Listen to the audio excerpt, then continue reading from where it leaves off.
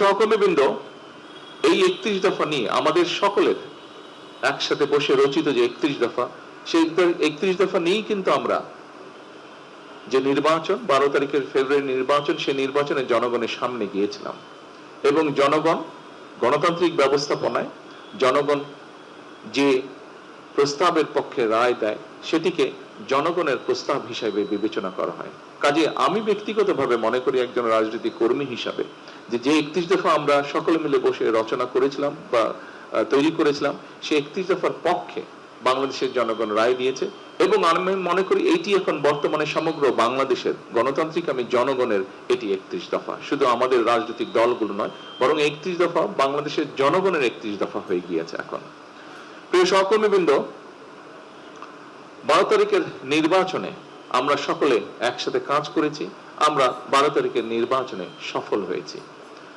আপনারা নিশ্চয়ই দেখেছেন 5ই আগস্ট স্বৈরাচার বিতাড়িত হয়েছিল, কিন্তু স্বৈরাচার বিতাড়িত হওয়ার পরে একটি গুপ্ত বাহিনী 5 তারিখের পরে ধীরে ধীরে আত্মপ্রকাশ করেছিল এবং আপনাদের পরিষ্কার, আমি ডিটেইলে যাব না, বাট আপনাদের পরিষ্কার মনে আছে যে তারা 12 তারিখের নির্বাচন এবং 12 তারিখের নির্বাচনের আগে ঠিক স্বৈরাচারী কায়দায় ভিন্ন ডিজিটাল ওয়েতে তারা কিভাবে তাদের কাজগুলো চালিয়েছিল, কিভাবে তারা চেষ্টা করেছিল বাংলাদেশের জনগণকে বিভ্রান্ত করার জন্য। বাট ঐতিহাসিকভাবে সত্য, বাংলাদেশের জনগণ যখনই স্বাধীনভাবে তাদের মতামত দেওয়ার সুযোগ পেয়েছে, তারা সকল সময় দেশের পক্ষে, জনগণের পক্ষে সঠিক সিদ্ধান্ত গ্রহণ করতে কখনো ভুল করেনি এবং ঠিক 12 তারিখের নির্বাচনেও তারা সেটিই করেছে। আমি সঙ্গত কারণেই নামটি উচ্চারণ করতে চাইছি না।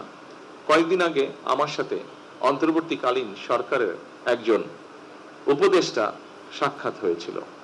কথা প্রসঙ্গে উনি বলছিলেন যে উনারা যে 18 মাসের মতন দেশ পরিচালনা করেছেন, এই 18 মাস উনারা দেখেছেন যে কত অসহায়ের মতন উনারা ছিলেন। উনি বলছেন, উনি একজন সেই সরকারের উপদেষ্টা হিসেবে বলছেন এবং উনি বলছেন সরকারের 60% উপরে সেই গুপ্ত বাহিনীর ইনফ্লুয়েন্স ছিল।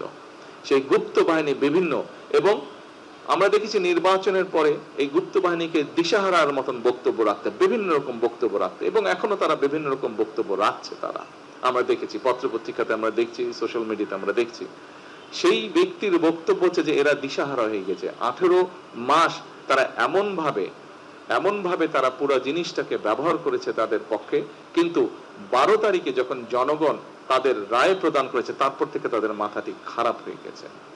প্রিয় সহকর্মীবৃন্দ, 16-17 বছর স্বৈরাচারের রেখে যাওয়া পুরো একটি বিধ্বস্ত ইকোনমি, 16-17 বছর রেখে যাওয়া স্বৈরাচারের একটি বিধ্বস্ত জ্বালানি বা বিদ্যুৎ ব্যবস্থা, 16-17 বছর ধরে স্বৈরাচারের রেখে যাওয়া একটি শিক্ষা ব্যবস্থা, একটি যোগাযোগ ব্যবস্থা, একটি স্বাস্থ্য ব্যবস্থা, যেটি বলি না কেন প্রত্যেকটি ব্যবস্থা ছিল বিধ্বস্ত।